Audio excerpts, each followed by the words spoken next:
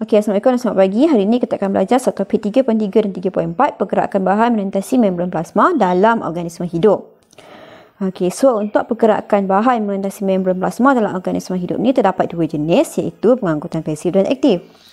Okey, so yang pertama kita tengok pengangkutan pasif. Untuk pengangkutan pasif, contoh yang pertama adalah pertukaran gas antara alveolus dan kapilari darah yang berlaku secara resapan ringkas. Kita tengok kat sini, oksigen akan masuk daripada alveolus ke kapilari darah ke seluruh dan dihantar ke seluruh badan. Okey, kemudian karbon dioksida yang telah digunakan tadi, hasil fotorespirasi akan disingkirkan keluar pada alveolus lah. Okey, penyerapan semula air oleh sel akar rambut tumbuhan. Sebab tu kita nampak kat sini air akan meresap masuk secara osmosis di bahagian akar ni ke seluruh bahagian tumbuhan. Okey. Yang ketiga adalah penyerapan semula air secara osmosis melalui tubuh renal di ginjal, dan juga penyerapan molekul fruktosa yang berlaku secara resapan membantu di bilis. Okey, so ini adalah gambar bilis di mana resapan berbantu bagi fruktosa berlaku. Okey, yang kedua adalah pengangkutan aktif, penyerapan semula glukosa dalam tubuh renal di ginjal, di bawah pinggang. Okey, yang kedua adalah pengangkutan sukrosa dari daun ke tisu phloem. Sukrosa sebenarnya adalah hasil daripada proses fotosintesis. Okey, yang ketiga penyerapan ion mineral oleh sel akar rambut tumbuhan.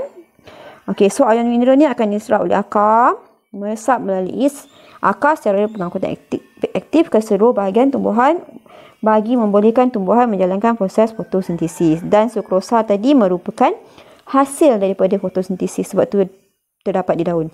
Okey, larutan ini adalah larutan yang melibatkan proses osmosis. Kita ada tiga, isotonik, hypotonik dan juga hypertonik.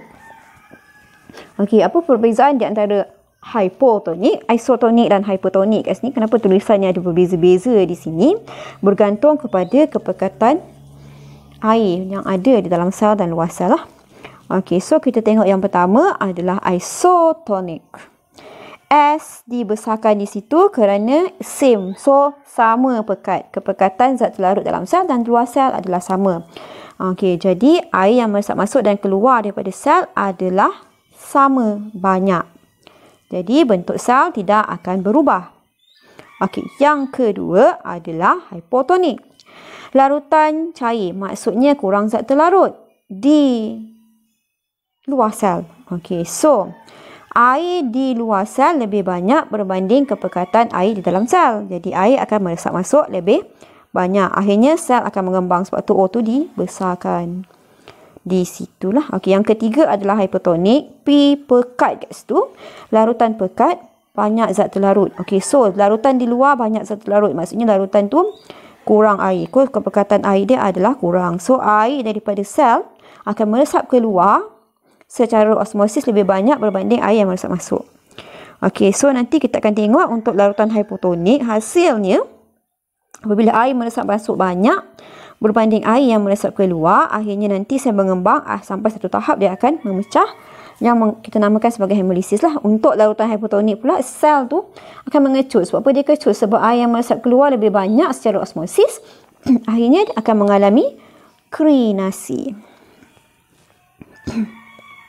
Okey, contoh larutan hypotonik adalah isolin lah.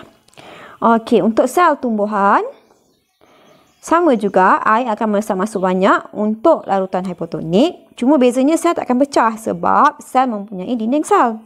Sel cuma akan mengembang dan segah. Untuk larutan hypotonik pula, larutan yang meresap keluar lebih banyak secara osmosis berbanding yang meresap masuk. Saiz sel berkurang, sel akan menjadi flasid melalui proses plasmolisis. Ini kesan ni kita boleh nampak, tumbuhan menjadi layu. Okey, so contoh aplikasi yang pertama, tumbuhan layu. Sebab apa? Sebab mungkin ion mineral dia berlebihan kat luar, kat bahagian akar dia. Okey, so air yang meresap keluar lebih banyak, akhirnya tumbuhan akan layu, kehilangan banyak air. Okey, kedua, minuman isotonik untuk menggantikan kehilangan benda dalam badan, cair dalam badan. So, kita akan minum minuman yang isotonik yang kepekatan airnya adalah sama dengan kepekatan air dalam badan bagi menggantikan mineral ataupun air yang hilang tadi. Okey, so kemudian yang ketiga kita ada minuman penghidratan semula. Ini biasanya apabila berlaku keracunan makanan cirit birit, banyak kehilangan mineral. Okey, so kita akan bagi garam yang seperti ini, penghidratan semula supaya menggantikan garam yang hilang lah. Pengawetan makanan, contohnya penjerukan lah. Okey, so mungkin kita boleh masukkan contohnya mangga dalam larutan campuran cuka ataupun garam, gula yang pekat. So air akan masuk keluar. Sel akan terawet maksudnya di situ. So tahan lebih lama lah sebab tiada molekul air. Mikroorganisma tidak dapat membiak.